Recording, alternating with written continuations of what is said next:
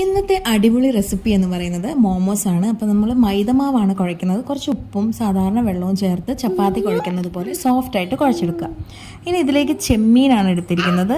ചെമ്മീൻ നന്നായിട്ട് അരച്ചെടുക്കുക. അതിൻ്റെ മുകളിലേക്ക് സവോള, പച്ചമുളക്, ഇഞ്ചി, വെളുത്തുള്ളി, കറിവേപ്പില ഇത്രയും ചെറുതായിട്ട് അരിഞ്ഞ് ചേർത്ത് കൊടുക്കുക കേട്ടോ. ഇനി ആവശ്യത്തിന് ഉപ്പ്, ആവശ്യത്തിന് കുരുമുളക് പൊടി, ഒരു നുള്ള് garam masala, 1 teaspoon soya sauce എന്നിവ ചേർത്ത് ഇളക്കിയെടുക്കുക. മോമോസിൻ്റെ സോസ് എന്ന് പറയുന്നത് തക്കാളിയും വറ്റലും വെന്തെടുത്തതാണ്. ഇനി നമുക്ക് വെളുത്തുള്ളി വറുത്ത് വഴറ്റിയിട്ട് അതിനകത്തേക്ക് ഈ അരച്ചെടുത്ത തക്കാളി പേസ്റ്റ് ഒഴിക്കുക. അതിനുശേഷം കുറച്ച് സോയാ സോസ് ചേർത്ത് കുറുക്കിയെടുക്കുക.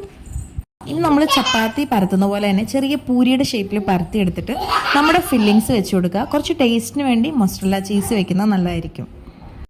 അപ്പോൾ മോമോസ് ഉണ്ടാക്കുന്നതൊക്കെ എല്ലാവരും കണ്ടിട്ടുണ്ടാവും. വ്യത്യസ്തമായ ഷേപ്പുകളിൽ നമുക്കതിനെ റോൾ ചെയ്തെടുത്ത് ആവിയിൽ പുഴുങ്ങി നമ്മുടെ സോസ് കൂട്ടി കഴിക്കാം.